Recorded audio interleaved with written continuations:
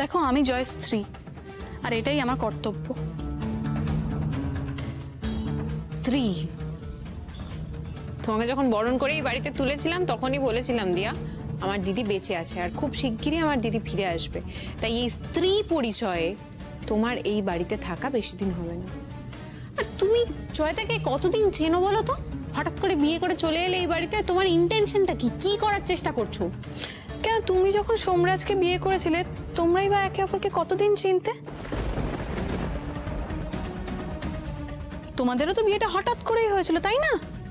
আমার আর সোমরাজের কিভাবে বিয়ে হয়েছিল তুমি কি করে জানলে? কি করে আবার জানবো? জয় বলেছে।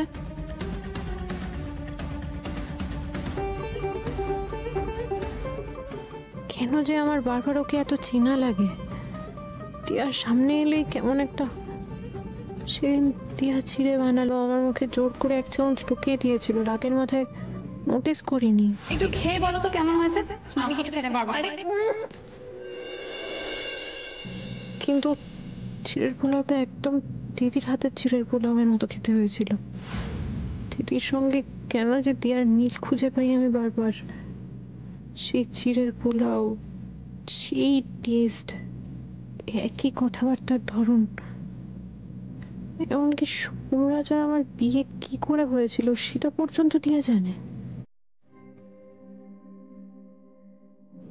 ডক্টর বিশ্বাস প্লাস্টিক সার্জন, আর ওই হাসপাতালে দিদি মানে তোর মাসিকে শেষবার দেখা গেছে। কোনোভাবে দিদির প্লাস্টিক সার্জারি করে টিয়া করা হয়নি তো? ওই ডাক্তারের একটা অ্যাপয়েন্টমেন্ট করানোর ব্যবস্থা একজনকে করতে দিয়েছি, কিন্তু সে যে কেন এখনো ফোন করছে না।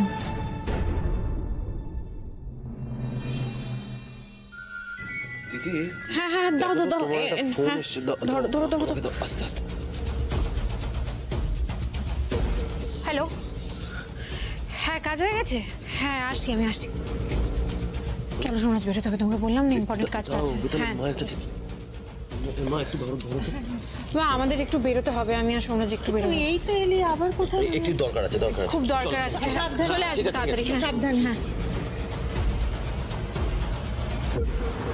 দিদিরকে কে ফোন করেছিল? কিসের আওয়াজ? কি বৃত্তান্ত? দিদি, আমি এক্ষুনি আসছি। বিজলি, তুমি এখন কোথাও বেরিও না, তুমি বাচ্চাটার জন্য একটু ডাইপার নিয়ে এসো আর একটু দুধ গুলে নিয়ে এসো, ওকে খাওয়াবো। যাও যাও যাও, দেরি করো না, তাড়াতাড়ি যাও। দূর, সব ব্যাপারে এত ব্যাগরা দেয় না। কোথায় গেল দিদিরা? দিদি দিদি শান্ত হও, সামলাও নিজেকে।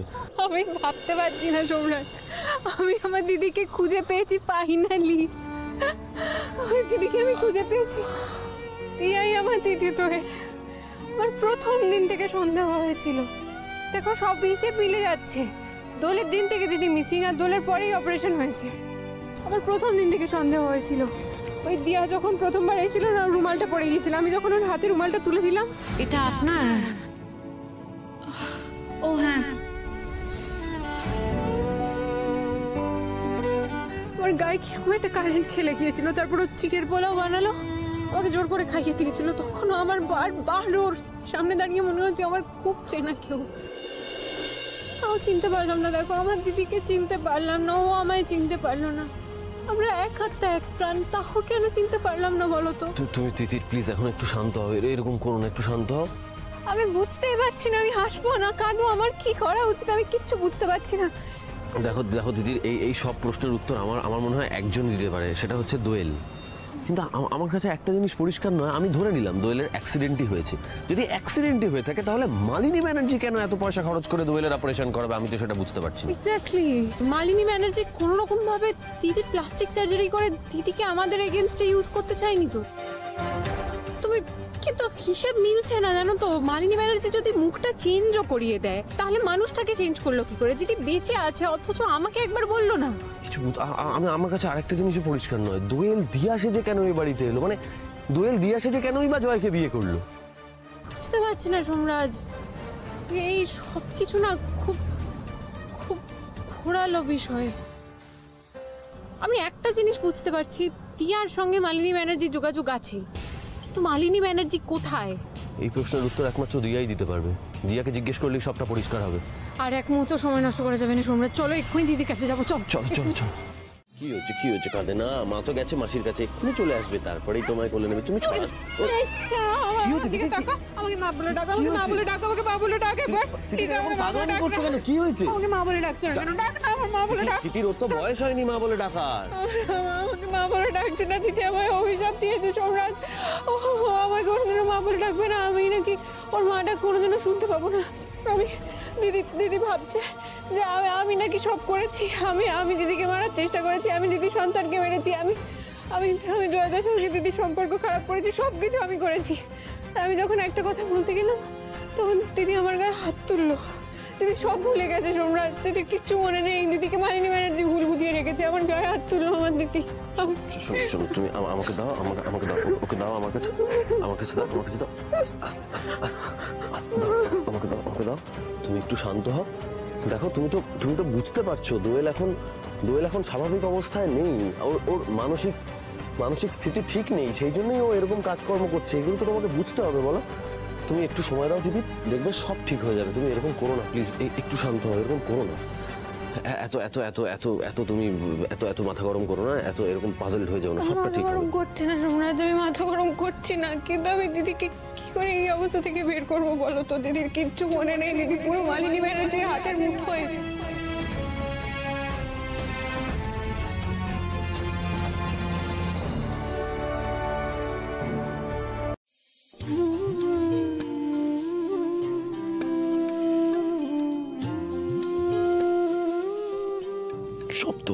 সব দোষ আমার তিতির।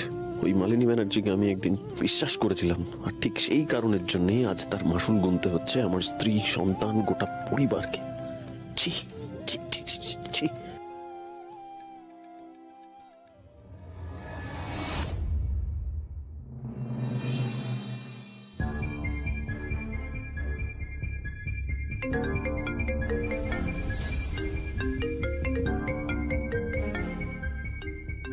আবার ফোন করছে।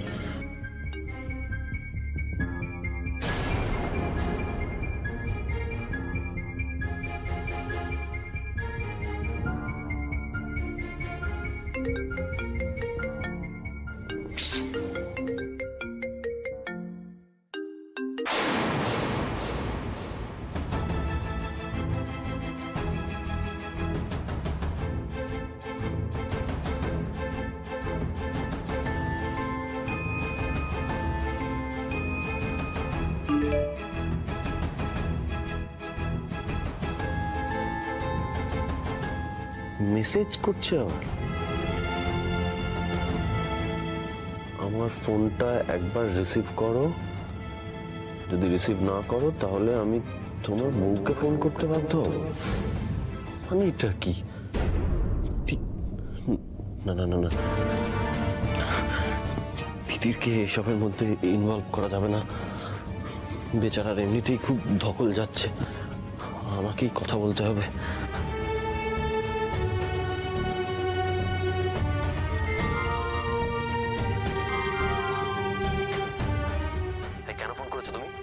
এই শোনো, তুমি আমাকে আবার থ্রেট দিচ্ছ? তোমার স্ট্যাটাসটা না আমার স্ত্রীর কাছে পরিষ্কার। তিতির জানে আমার এক্স গার্লফ্রেন্ড আমাকে ছেড়ে বিদেশ চলে গেছিল ডিচ করে, এবং ঠিক সেই কারণের জন্যই আমার এক্স গার্লফ্রেন্ডের প্রতি আমার কোনো ভালোবাসা, শ্রদ্ধা কিচ্ছু নেই। ফোন করবে না তুমি আর আমাকে কখনো। সরি, আমি তোমার বইয়ের নাম করে তোমাকে থ্রেট দিতে চাইনি। আমার কিছু করা ছিল না, বিশ্বাস করো। আমি বুঝতে পারছিলাম না আমি কি করব। এমনিতেই দুরাত ধরে বান্ধবীর সঙ্গে কথা বলছি দেখে শোভন আমার গায়ে হাত পর্যন্ত তুলেছে। আমি তোমাকে কথা দিচ্ছি, আমি তোমার রাস্তায় কোনোদিনও আসবো না। তুমি আমাকে শেষবারের মতন সাহায্য করো, আমাকে এখান থেকে পালাতে সাহায্য করো প্লিজ। এ তো গলার কাঁটা হয়ে দাঁড়াচ্ছে। বেশ ঠিক আছে, আমি তোমাকে হেল্প। I'm sorry. রিমঝিমের এই স্বভাবের কথা ওর বাড়ির লোক সবাই জানে, ওর মা বাবা সবাই জানে। কিন্তু রিমঝিম আমাকে ভালোবাসে না ঠিকই, কিন্তু আমি রিমঝিমকে ভালোবাসি। আমি যদি ওর আজকে হাতটা ছেড়ে দিই তাহলে সবাই ওকে নিজের প্রয়োজনে ইউজ করে ছুঁড়ে ফেলে দেবে। বাস্তবটা যে কতটা কঠিন সেটা রিমঝিম জানে না, আর ও আমার এই দুর্বলতার সুযোগটা বারবার নিয়েই চলেছে। তাহলে রিমঝিমের আসল চেহারাটা বুঝতে পারলেন তো সোমরাজ বাবু? সব মিথ্যা কথা। মিথ্যে কথা? বাবা, ঠিক আছে, ধরে নিচ্ছি শোভনবাবু মিথ্যে কথা বলেছেন, কিন্তু তোমার বাবা তো মিথ্যে কথা বলবে না। তাহলে তোমার বাবাকে একটু ফোন করা হোক। ফোন করুন তো শোভনবাবু।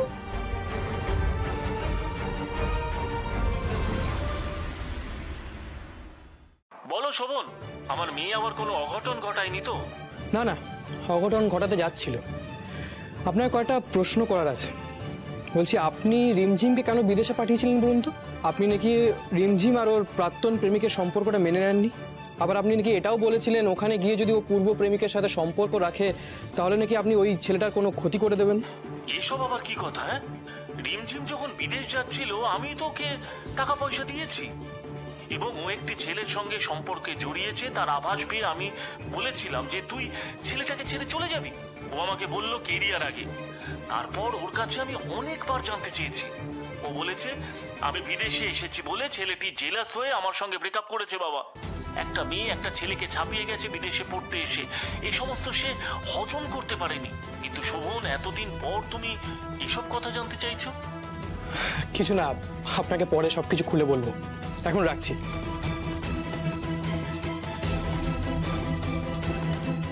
কি বুঝলেন আপনারা?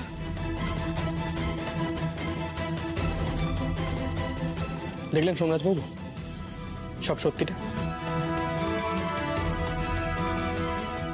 রিমঝিম, তুমি এরকম ভিন্ডিকটিভ মেন্টালিটির কবে থেকে হয়ে গেলে বলো তো? হ্যাঁ,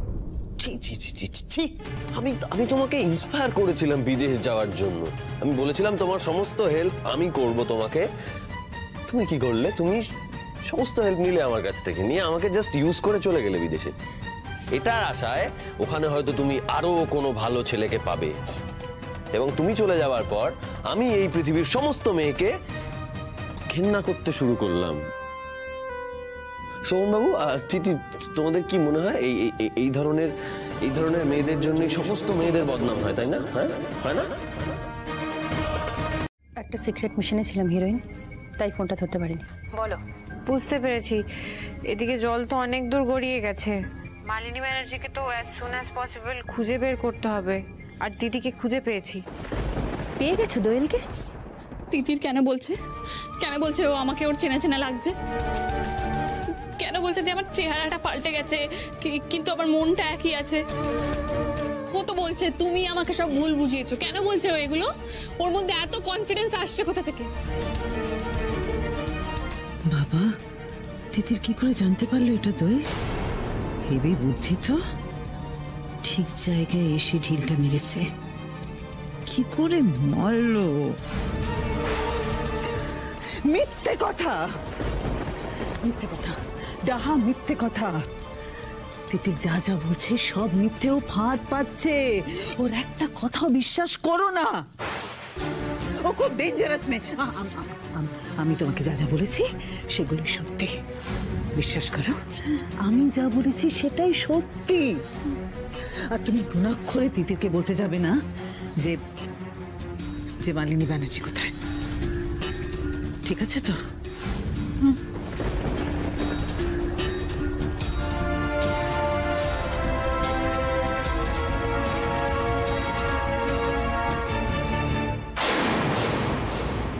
হ্যাঁ, পেয়ে গেছি। আপনি কবে দেখা করতে পারবেন বলুন তো? তার আগে তোমার সঙ্গে তোমার বাড়িতে কয়েকজন দেখা করতে গেছে, আটকাতে পারলাম না। কারা? ব্রোথেলের যে অন্ধকারে তোমাকে ধরে নিয়ে যাওয়া হয়েছিল, সেখানকার লিফট আমরা তোমার থেকে পেয়েছিলাম। তারপর আমরা সেখানে রেড করি আর মেয়েদের উদ্ধার করি, আর তারাই গেছে তোমার বাড়িতে তোমাকে ধন্যবাদ দিতে।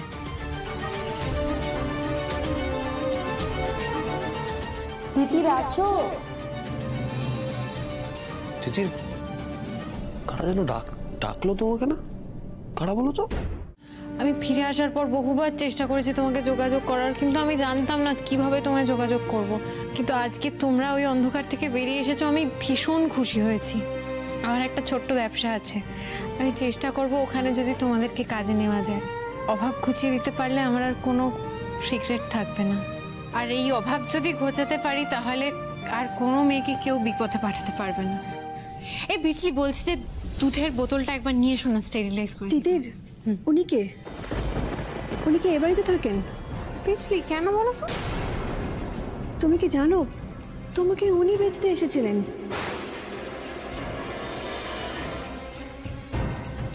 বিজলি কি বলছো? ও তো পিছলে, ও আমাদের বাড়িতে থাকে, আমাদের কত দেখভাল করে, ও কেন আমাকে বেচতে যাবে? ये क्या बोल रही हो बिटिया? बीके जरूर कुछ भूल हो रही है। ওদের কোথাও কোনো ভুল হচ্ছে बिटिया। छी छी छी छी, हम क्यों तुम्हें बेचने जाएंगे बेटा? না মালিনী না, এখনো ফাইনাল ক্ষতি করাটা বাকি আছে, আর তার আগে ধরা পড়া চলবে না, কিছুতেই না। কিন্তু কিন্তু ওরা আমায় চিনে ফেললো তো। সত্যি তো, আমি ফালতু জায়গায় গেছিলাম, হাসপাতালেও গেছিলাম, এরা তো আমায় দেখেছে। তুমি আমাদেরকে তোমার বাড়ির মিষ্টি খাওয়াবে? কেন খাওয়াবো না? তোমরা তো পুচকুকে দেখতেই এসো, তোমরা সবাই মাসিমণি হয়েছো, মিষ্টি খাবে না? আচ্ছা চলো সবাই বসবে। এসো, এসে গেছে পুচকু। এই তো আমার সোনা, এই দেখো তোমাদের তিতিরের ছেলে। এখন থেকেই যা হাত পা ছুটছে, ঠাম্মি বলছে দুদিন বাদে জানলা বাইবে। তিতির, তুমি তো বললে আমরা ওর মাসিমণি হই, আমাদেরও কিছু দিতে ইচ্ছে করে। শোনো না, সামান্য কিছু ক্যাশ টাকা এনেছি আমাদের সবার তরফ থেকে, তুমি ওর জন্য কিছু কিনে দিও। তিতির, তুমি টাকাটা নেবে তো? কেন নেব না, দাও, আমি ওকে জামা প্যান্ট কিনে দেবো এটা দিয়ে। এত সংকোচ করছো কেন তোমরা? সবিতা দিয়ে এটা রাখো তো। আর থ্যাংক ইউ আসার জন্য। তুমি খুব ভালো মেয়ে গো, আর দেখবে তোমার এই ছেলে খুব ভালো মানুষ হবে, যার মা এত সাহসী। সাহসিকতার পরিচয় এবার তোমাদের দিতে হবে, কিন্তু তোমাদের পরিস্থিতির সঙ্গে লড়াই করতে শিখতে হবে। জীবন খুব সহজ হবে না। আমি চেষ্টা করব যাতে আমার ব্যবসায় তোমাদেরকে সামিল করতে পারি। পিছলি যেদিন প্রথম বাড়িতে এলো সেদিন বৌদি ভাই বলল মাসি পাঠিয়েছে বিজলিকে। মাসি প্রথম দিন এসে বলল মাসি নাকি বিজলিকে চেনেই না, তারপর হঠাৎ করে চেঞ্জ করে বলল ভুলে গেছি।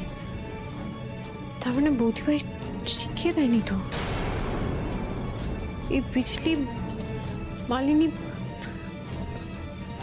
ব্যানার্জি জেল থেকে পালানোর পরে প্রথম মালিনী ব্যানার্জি এই বাড়িতে আসে বাবা আর মিতা ম্যাডামের বিয়ের দিন, আর এখান থেকে পালিয়ে যায় বাগানে। আমি বাগানে গেলাম, তখন মালিনী ব্যানার্জি ছিল না। আমি গিয়ে দেখলাম বৌদি ভাই। তার মানে ওই দিনকে বৌদি ভাই তো সকালবেলা মিতা ম্যামকে মেনে নিল, তারপর বাগান থেকে ফিরে আসার পর মিতা ম্যাম আর বাবার বিয়ে নিয়ে ঝামেলা করলো। তার মানে ওইখানে মালিনী ব্যানার্জির সঙ্গে বৌদি ভাইয়ের দেখা হয়েছে, আর সরল সিধে সাথে বৌদি ভাইকে পেয়ে বৌদি ভাইয়ের ব্রেন ওয়াশ করেছে মালিনী ব্যানার্জি। আর হয়তো এই বিজলিটাও।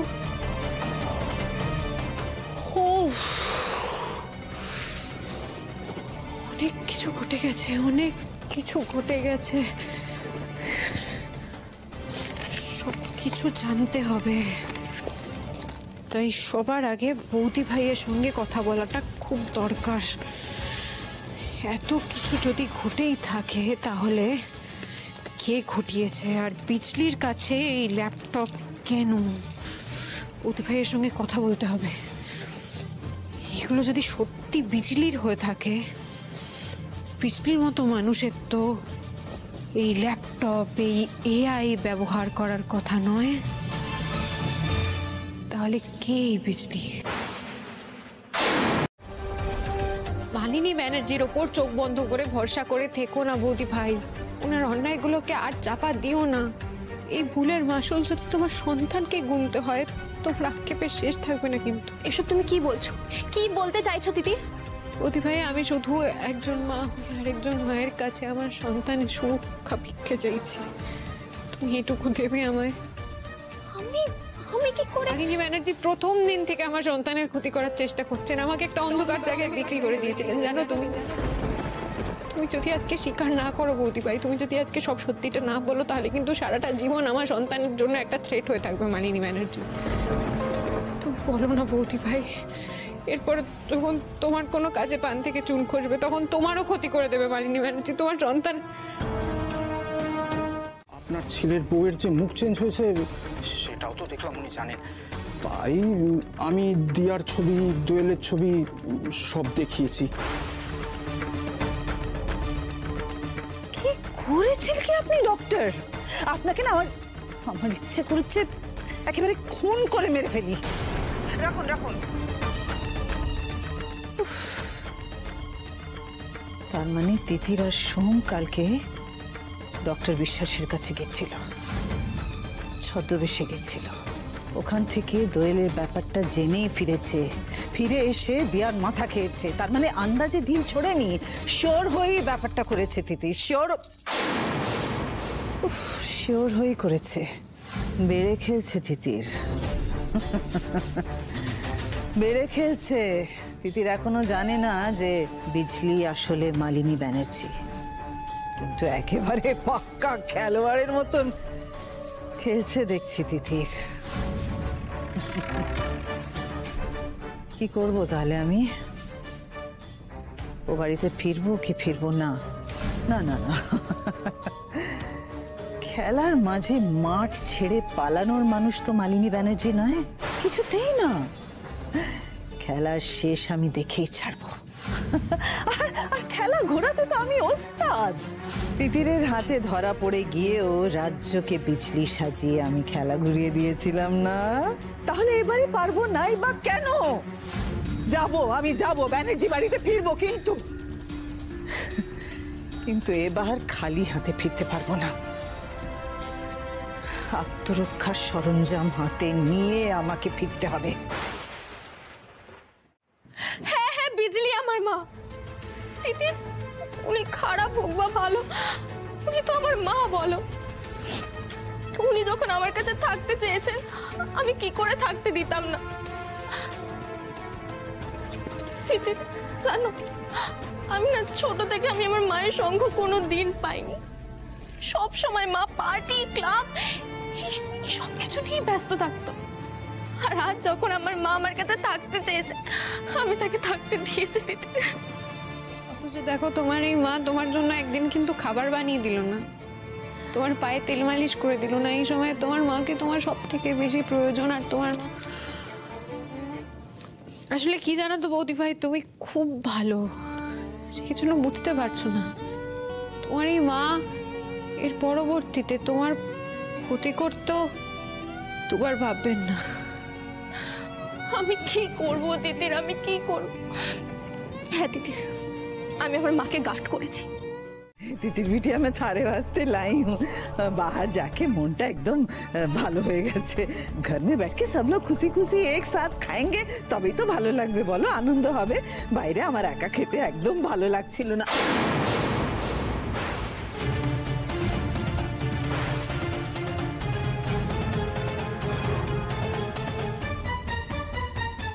ये तुमने क्या किया तितिर बिटिया? আমার এই পোড়া মুখ আমি কাউকে দেখাতে চাই না।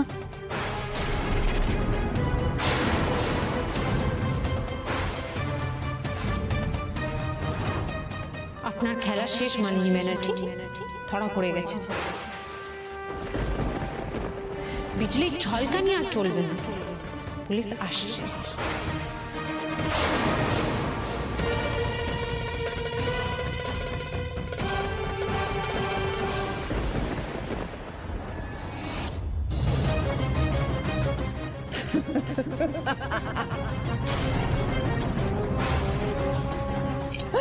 ভুলে যেও না তিতির, বিজলির গর্জন থামলেও মালিনী ব্যানার্জি কোনোদিন থামবে না। আমাকে যেতে দাও, না হলে আমি একে খুন করে দেব। না, শুধু এটাই না, তুই আমার সন্তান নষ্ট করার চেষ্টা করেছিস এবং তুই আর সোমরাজ মিলে জয়কে মেন্টালি টর্চার করেছিস, যাতে ও ব্যবসায় কনসেন্ট্রেট না করতে পারে, যাতে তুই আর সোমরাজ এই বাড়ির ওপরে রাজ করিস। দোয়েল বউ, দোয়েল বউ, সব মিথ্যে রে, সব মিথ্যে। তিতির বউ তোকে ওর প্রাণের চেয়েও বেশি ভালোবাসে রে, বেশি ভালোবাসে। দোয়েল, তুমি জানো তোমার দিদি কিভাবে তোমাকে খোঁজার চেষ্টা করেছে? যেখানে যেখানে একটু আলোর দিশা দেখেছে সেখানে ছুটে গেছে, তখনও প্রেগনেন্ট। কত কমপ্লিকেশনস, তাও দিনের পর দিন ও তোমাকে খুঁজে গেছে, বাড়ির কাউকে কিচ্ছু জানায়নি। কেন বলো তো? কারণ তোমার ফোন থেকে ও একটা মেসেজ পেয়েছিল যে তুমি নাকি ওর বাচ্চার ক্ষতি করতে চাও, তাই এই অভিমানে তুমি নাকি বাড়ি ছেড়ে চলে গেছো।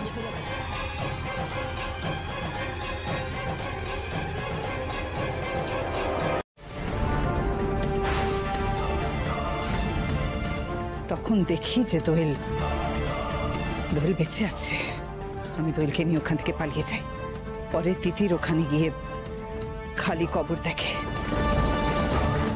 দোয়েলকে দিয়া সাজিয়ে আমি পরে জয়ের সঙ্গে আলাপ করাই, আর তারপরে এবাড়ির বউ হতে ওকে সাহায্য করে, আর আমি বিজলি সেজে আসি এবাড়ির সকলের ওপরে প্রতিশোধ নেওয়ার জন্য।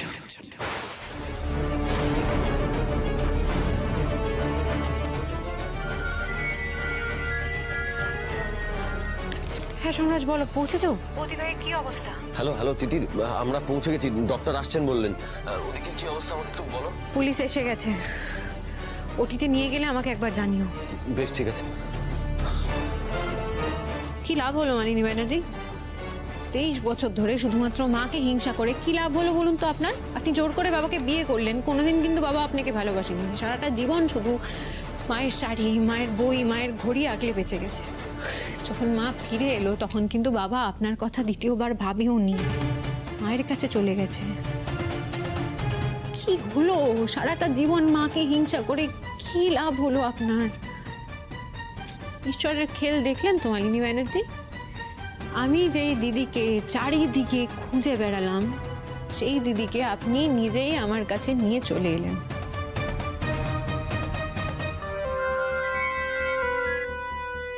হ্যাঁ সোমরাজ, বলো। হ্যালো তিতির, রাজ্যকে নিয়ে গেছে ডেলিভারি রুমে, আমরা বাইরে ওয়েট করছি সবাই। ওখানে আপডেট কি বলো? এই তো পুলিশ নিয়ে যাবে মালিনী ব্যানার্জিকে, তুমি ফোন করো আমায়। মালিনী ব্যানার্জিকে কেউ নিয়ে যেতে পারে না। কিসের জন্য থাকবেন আপনি এই বাড়িতে? কার জন্য থাকবেন? আপনার মেয়ের কাছে, আপনার ছেলের কাছে, সবার কাছে তো আপনার ইমেজটা পুরোপুরি ক্লিয়ার। কিভাবে নিজের ছেলে মেয়েদের জীবন নষ্ট করলেন? একটার পর একটা ভুল কাজ করে গেলেন। জয়দা, বৌদি ভাই, কেউ কিন্তু আপনাকে আর সম্মান করতে পারবে না মানিনী ব্যানার্জি। ঈশ্বর আরেকটা সুযোগ দিয়েছে, আপনি যান জেলে, সূত্রে ফিরে আসুন। আপনার জীবনটা তো অনেক সুন্দর হতে পারত, তার জায়গায় আপনি লোভের বশবর্তী হয়ে নিজের জীবনটাকে পুরো শেষ করে দিলেন। কেন করলেন এটা? কি লাভ হলো আপনার? কেন করলেন?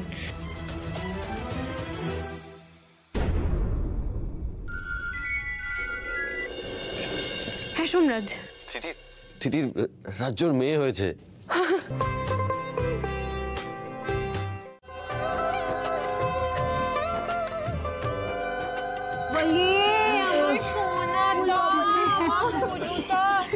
এই দেখো, এটা তোমার দাদা ভাই, এই যে পুচকে, দেখো এটা তোমার বনু। তোমার বনুকে সব সময় আগলে রাখতে হবে আর সব ইচ্ছে পূরণ করতে হবে বনু। আর এই যে বনু, শোনো, তোমার দাদা ভাই কোনো দুত্তু করলে একদম বুকু করে দেবে, কেমন? সত্যি দিদি, তুমি পারো বটে। আর সময় পেলে না এখন ওদের দাদা ভাইয়ের সম্পর্ক শেখাচ্ছ? এটা ওদের বয়স, এটা শেখার, বলো তো? সেটা তো শিখতেই হবে দাদা ভাই। দাদা কি হয় সেটা যদি আমার দাদা ভাইকে কেউ না দেখে তাহলে সেটা কি করে জানবে? তুমি আমায় ছোট থেকে কিভাবে আগলে রেখেছো, আমার সমস্ত খুঁটিনাটির সবটা কেমন খেয়াল রেখেছো। আর কি পজিটিভই না ছিলে তুমি, বলো। শুধুই মাঝে ওই একজনের জন্য সবটা না কেমন এলোমেলো হয়ে গেল দাদা ভাই।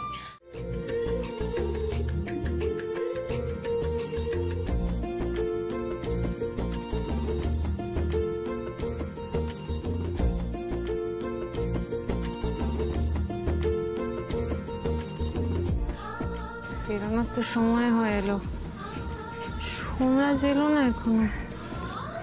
কোথায় অভিমান করে বসে আছে কে জানে, কালকে এত বোঝালাম। ওই বাচ্চা এবং বাচ্চার মা, বাচ্চার দিম্মা, এদেরকে তো একা ছাড়তে পারবো না, বুঝলে তো? তাই আমি ভাবলাম আমিও যাই ওদের সঙ্গে। হ্যাঁ, না মানে বুঝতে পারছো তো, আমাকে আবার আনতেও তো যেতে হবে। মানে একবার যাওয়া, আবার আসা, হ্যাঁ, তারপর আবার আবার আনতে যাওয়া, আবার ফেরা, সেটা আমার জন্য খুব হেক্টিক হয়ে যাবে। তাই আমি ভাবলাম আমি থেকে যাই ওখানে, মানে আমার ঘাটালে থাকাটা প্রয়োজন, বুঝতে পারছো তোমরা?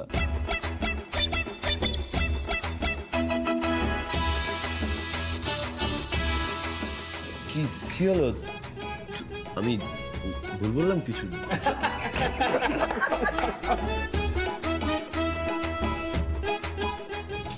আমরা তাহলে এলাম, বাবা মা ঠাম্মি। তুই একদম ঠিক করছিস, জানিস তো? তুই যাচ্ছিস তো ওদের দায়িত্ব নিতে। তিতি, তুই আমার ছেলেটা দেখ। তিতির বসু আছেন? আপনার ব্র্যান্ড লঞ্চ হওয়ার কথা ছিল, ফ্যাশন ডিজাইনিং কম্পিটিশনে আপনি উইনার হয়েছিলেন। আজকে আমরা সেটা ফাইনাল করব আর চেকটাও আপনার হাতে তুলে দেব। আরে তো দারুণ ব্যাপার। ব্র্যান্ডের নাম কি হবে? তিতিস, TITIR অ্যাপোস্ট্রফি S, তিতিস। না, পোশাকি নামটা কেমন হবে? তিতিরের পরিবার, যেখানে পরিবারের ছোট থেকে বড় সবার জন্য ডিজাইনার ক্লোদিং থাকবে, সবার হাতের নাগালে। আমরা জানি আপনি অনেক লড়াই করেছেন তিতির সোমরাজ ফ্যাশন হাউসের জন্য, সেসব আমরা জানি, কিন্তু এবার আমরা আপনার কাছ থেকে জেনে নেব আপনার ফ্যাশন ডিজাইনার হওয়ার স্বপ্নের কবে শুরু? অনেক ছোট থেকে।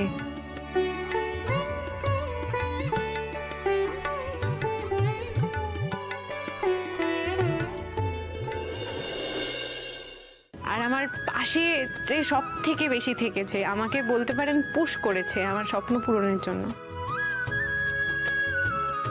আমার হাজবেন্ড সোমরাজ ব্যানার্জি। আমি তিতিরের হাত কতটা ধরেছি জানি না,